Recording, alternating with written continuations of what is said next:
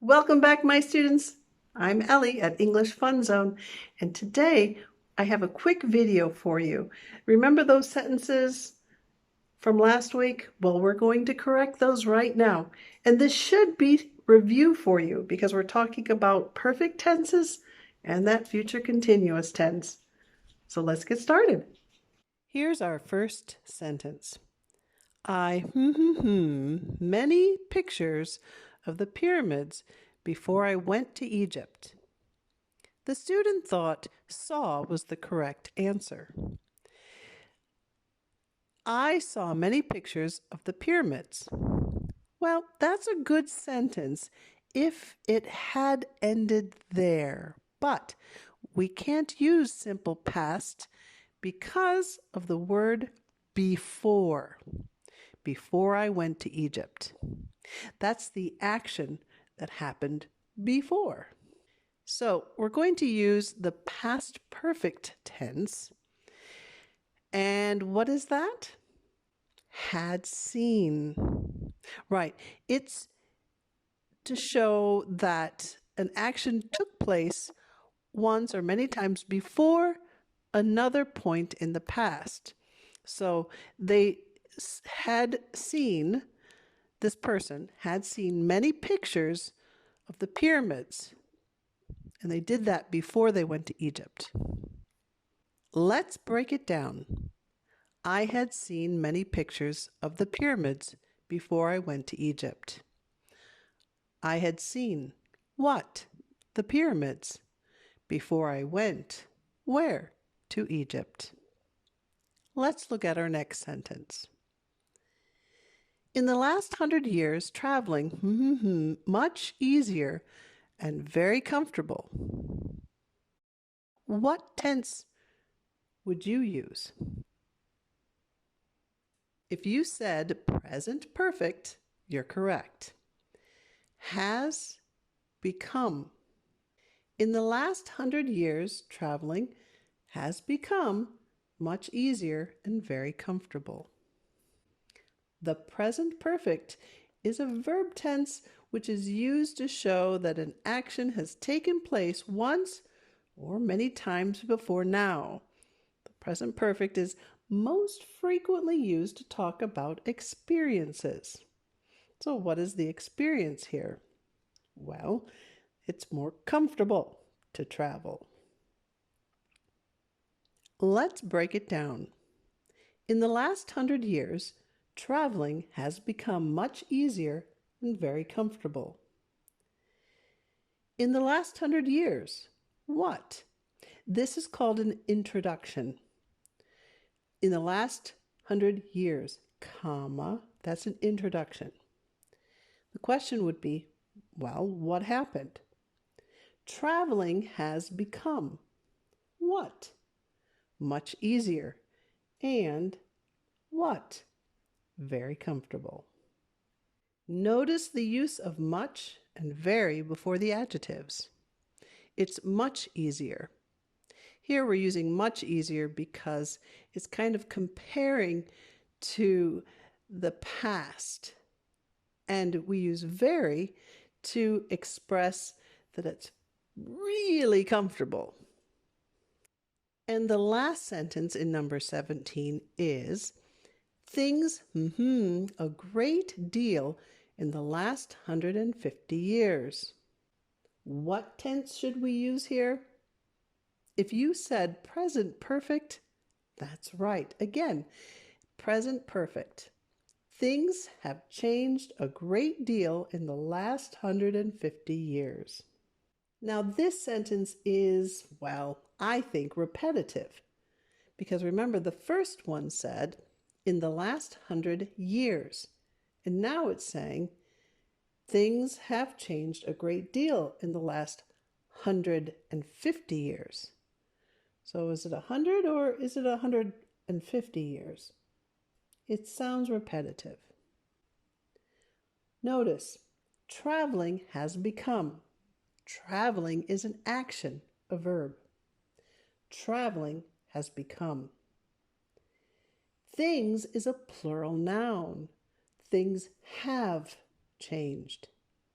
So we use have here because things is a plural noun.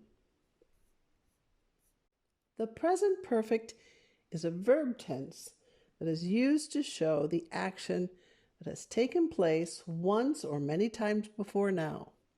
The present perfect is most frequently used to talk about experiences or changes that have taken place, but there are other less common uses as well.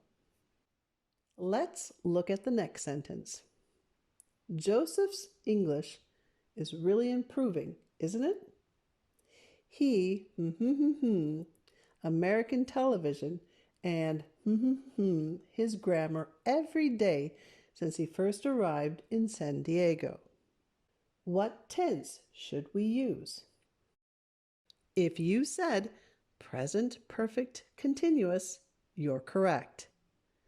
We use the present perfect tense to refer to an action or a state that either occurred at an indefinite time in the past or began in the past and continued to the present. That means that Joseph, who is currently working on his English, is improving. And why? Well, currently, he has been doing this action. He has been watching American television and he has been studying his grammar. So the answer is he has been watching American television and has been studying his grammar every day since he first arrived in San Diego. Let's break it down. He has been doing what? Watching what? American television. And what? Has been studying what? His grammar. How often? Every day since when? He first arrived. Where? In San Diego. Here's the next one. When I arrived home last night, I discovered that Jane, a beautiful candlelight dinner.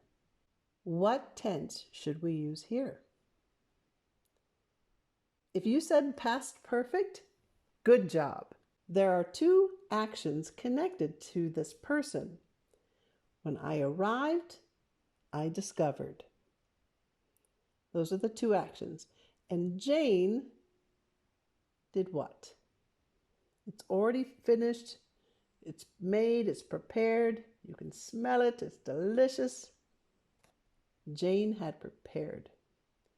So the answer is, when I arrived home last night, I discovered that Jane had prepared a beautiful candlelight dinner. Let's break it down. When I arrived, where? Home. When? Last night. I discovered what? That Jane had prepared what? A beautiful candlelight dinner. Here's the next one. If you need to contact me sometime next week, I at the Sheraton in San Francisco. What tense? That's right. Future continuous. If you need to contact me sometime next week, that's future. And I will be staying, right? That's where you're going to be staying next week. So future continuous. So the answer is, if you need to contact me sometime next week, I will be staying at the Sheraton in San Francisco. Let's break it down. If you need what? To contact who? Me. When? Next week. I what? Will be staying where? At the Sheraton in San Francisco. Okay, my students, that's it for this video. Make sure you come back again next week for another one. I usually post videos on Monday, sometimes Tuesdays, but usually on Mondays. This weekend's been, well, it was crazy. We had some bad weather. There was a birthday. I made a carrot cake.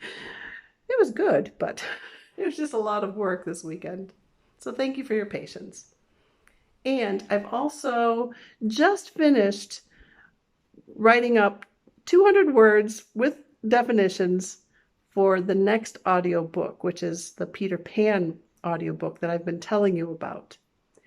I hope to have that up by this weekend.